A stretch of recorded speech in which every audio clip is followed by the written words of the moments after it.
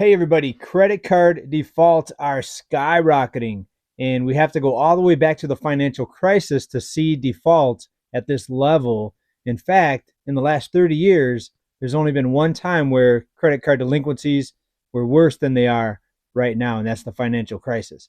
So the second time in 30 years it's been this bad. Hey everybody, you're watching Bull, Boom, Bear, Bust. My name is JJ, back with another dose of economic reality. So we all knew this was coming. We knew it was just a matter of time before we got back to that level, back to the financial crisis level.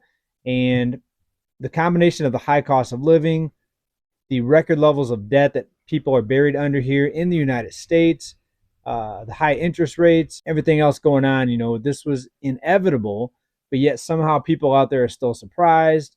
And some of the news media I saw reporting on this are surprised. Oh, the economy is so good. Why are people not able to pay their credit card payments, right? So it's just insane how many people, didn't see this coming. Well, let's go ahead right to this article right here. Credit card losses are rising at the fastest pace since the great financial crisis. This one's out of CNBC. Now listen to this, and this is out of this article. Goldman Sachs predicts credit card losses will continue to climb through the end of 2024, early 2025.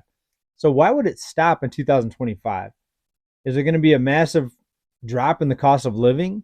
Is everyone going to get a huge pay raise in 2025 that we haven't heard about? Is every employer, all the employers of the world or the United States are getting together and they're saying, hey, let's give everybody a huge pay bump in 2025. So this is ridiculous. Goldman Sachs predicts credit card losses will continue to climb through the end of 2024, early 2025. So after that, then what happens? Then delinquencies are going to start dropping. But what these are actually, these are losses, which means banks are losing money on these, which means people are delinquent on their loans or on their credit card payments. What is unusual, this is from this article, what is unusual is that the losses are accelerating outside of an economic downturn, right? So there's no economic downturn, that's what we're being told, right? But yet we still see credit card losses the worst that they've been since the financial crisis. And going back 30 years, it's only one time, which was the financial crisis, that it's been this bad. Yet there's no economic downturn, nothing wrong with the economy, everybody's rich. It continues here. Credit card losses bottomed in September 2021, just after the stimulus checks got done being sent out. Go figure. But they have been rapidly rising since the first quarter of 2022. It's far from over. So it's very interesting that they put out these predictions. They have this bad news, but they say, oh, it's only going to last for a little bit longer. By the beginning of 2025, early 2025, it'll all be over. Is that what they're saying here? What do you think about this article? Pretty ridiculous. What's going to make these losses on credit cards stop or cease, right? Crazy.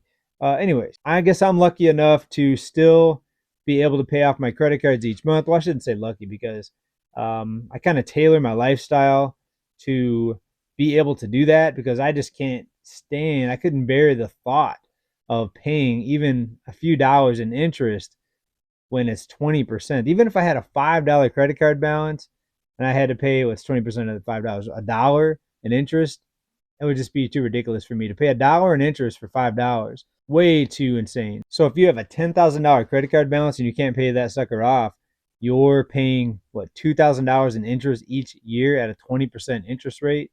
No way, folks. That's the stuff of financial nightmares for people like me. Oh, real quick note. Yes, I still have the glasses on. Having some pretty bad eye issues.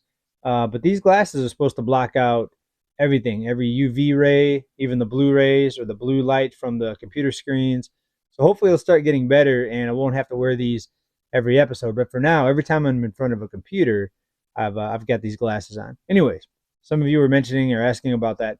Well, let's talk about where this goes from here. This starts with credit card defaults, but just like credit card defaults are not going to just magically stop, the losses in credit cards are not just going to magically stop getting worse, right? Unless the Fed, does a drastic rate cut scenario where people can go ahead and consolidate their debt at a much lower interest rate, right? So that would be pretty wild to do with the cost of living the way it is right now and with inflation. So what's next? You have to just connect the dots here. We've got to pretty much, I would guarantee, if I had to put money on it, I would bet that the next thing is going to be car loans. We're already seeing car loans losses accelerate, delinquencies accelerate, and then from there it's going to be real estate, right? Unless there's something magic that's going to happen. I mean, let me know the magic, potion that's going to jump out here, the magic mushroom, or the magic wand that they're going to wave and try to get everybody able to keep up with this cost of living, to keep up with all these payments, the credit card debt, $1 trillion plus now, all time high. Student loan debt just under $2 trillion, all time high, all time high wherever you look, right? So this is not going to get better. The interesting part, though, that always I think shocks a lot of people is how prices haven't really crashed yet, right? Real estate prices actually started going back up this summer. Used car prices, this is out of Cox Automotive here. Wholesale used car vehicle prices see minimal increase in August. So it wasn't a very big increase, but any increase in this environment is pretty shocking, pretty surprising to a lot of people. But remember, banks are still loaning out money. But I think the people buying right now, unless you're really raking in some good money, the people buying right now need to be really, really careful. But some people just don't have a choice. You got to have a car, you got to have a home. Rents are outrageous right now, and that's something a lot different right now when it comes to real estate, is rents are so much higher now than they were back in 2008 when that housing bubble went bust, right? So a lot of people back then, they put their home on the market because they knew they could sell it and then go rent someplace for much, much cheaper than it's costing to own. But right now, the cost of rent is really, really close of the cost of owning in many cities. So a lot of sellers are just staying put because they know once they sell, they're going to have just as big, maybe even a bigger payment paying for rent. Pretty crazy, right? Now, on the topic of student loan debt, listen to this here. It's out of Business Insider. Student loan payments are about to drain $8 billion a month from consumers. $8 billion a month from consumers. You think that's not going to show up in the economy with all that spending being pulled back? And spending will start contracting early next year. I think spending is going to start contracting here in a few days when October kicks in, when these payments start kicking in. And I think we're going to see the layoff news and the closures, the business bankruptcies really start to accelerate from here. Fourth quarter 2023, it's going to be one for the record books, in my opinion. So we're about ready to witness it here. We're going to have the popcorn out and keep an eye on this. Hopefully, nobody here on this channel will be a victim of this. I've so far been preparing for all this to happen, so I think I'll be okay. But even the most well prepared, in such a bad scenario where we have this just outrageous stagflation, basically, not much growth and massive inflation happening here. So look at oil. We had oil hit close to 95 a barrel. It's right now around $92 as I'm reading this, and I think it's going to go higher. I think we're going to see 120, maybe even 130 by the middle of next summer, because what's happening with the reserves being drained, not completely, but drained to about a 40-year low. The U.S. becoming more dependent now on other countries for oil, and these other countries are turning their back on the dollar. They're trading outside of the dollar, and the petrodollar is under a big threat right now. Now, the dollar is still strong for now, but how much longer is it going to last? And what's going to happen when the dollar starts dropping? I think inflation is going to explode much, much, much higher. And that's got people thinking, hey, you better buy a home right now, or better buy a car right now, because if inflation goes higher and these asset prices go higher with it, then it's going to be even more expensive down the road to buy things, because the dollar deteriorates and therefore assets, the cost of these things goes up, right? That's the fear a lot of people have.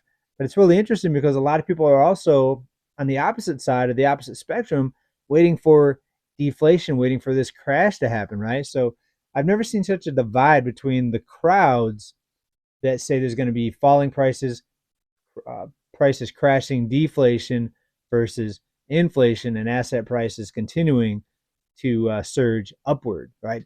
Crazy times, folks. It's really hard to navigate this, I think, for a lot of people. And we could see a combination of both here, but let's look at this here. 10-year bond yield hit 4.64.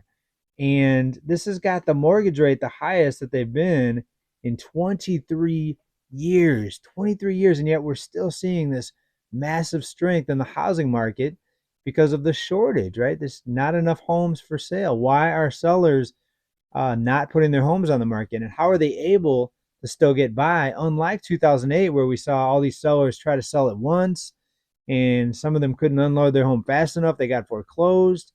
What's the difference between now and then? Well, the savings has plunged.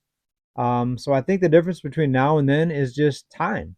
Just time. We're coming off a 2020 massive money printing and money handout frenzy that we did not see in 2008. And savings for American households skyrocketed to an all-time record in 2020, 2021. But now with all that faded away, we're starting to see reality seep back in. So I think the difference again, yeah, the loans are different back then versus now, but the big difference in my opinion, is just time. It needs more time to play out because all this extra money that was flooded into the economy back in 2020, 2021, households were uh, fluid with liquidity and so a lot different between now and then. It's just taking a lot longer to play out, though. All right, let's talk about what's happening at Costco. Costco began selling gold bars, and it's been a mania trying to get these gold bars in Costco. Apparently, they're selling out within a few hours. Costco selling 1 ounce gold Swiss Lady Fortune Veriscan bars. Costco CFO Richard Galante said the bars are in hot demand and don't last long when in stock. Wow, so people going in buying nearly $2,000 worth of gold and selling out within a few hours. So that should show you, I think, the level of concern amongst the population right now. People see the cost of living, and I think they know it's a matter of time before the dollar's even in bigger trouble than it is now. Right now, the dollar is still strong when you compare it to a basket of other currencies, but it's a basket of other fiat currencies, and it's still the world reserve currency. It's still dominant in trades. Last I checked, makes up about 60% of global trade still in the dollar, but that dropped 8% last year alone. So what's it going to drop in 2024? Another 8%? I think that's way too low. I think it's going to double, maybe even triple. I think the dollar's share of global trade is going to drop another 16, maybe even 24, 25% next year. So in other words, the de-dollarization is going to accelerate, and we're going to see the dollar drop from its current level of strength, right about 106 from the last time I checked. And I think we're going to really see the dollar start dropping here. So of course, I think gold and silver are going to have a natural reaction upward. Yes, they can manipulate it on the paper market using contracts and basically a derivative of the real precious metal. But remember, the more physical metal you buy, you're fighting back against the paper manipulation, because when the physical price gets so far detached from the paper price, then their whole scheme gets exposed. And that's when you really see the price explode. And I think we're yet to see that. That's actually coming up in the very near future, in my opinion. So I'll have to see how it goes. What do you guys think about all this news today? Costco gold bars, the $8 billion being taken out of the economy because of the resumption of the student loan payments. And of course, the credit card losses now, the worst since the financial crisis, and only the second time in 30 years it's been this bad. What's next, folks? Give me your predictions on the fourth quarter here of this year. Bloodbath, or just a little bit worse than it is now? Or is there going to be a magic recovery? Like the article said, it's credit card losses are going to stop in 2025 at the beginning of the year. Let me know what you think, please, down in the comments. Thanks, everybody, for being here, for supporting this channel. Please make sure you subscribe so you can come back for updates and we can navigate this financial turmoil together. Everybody, big love. As always, keep stacking. Bye.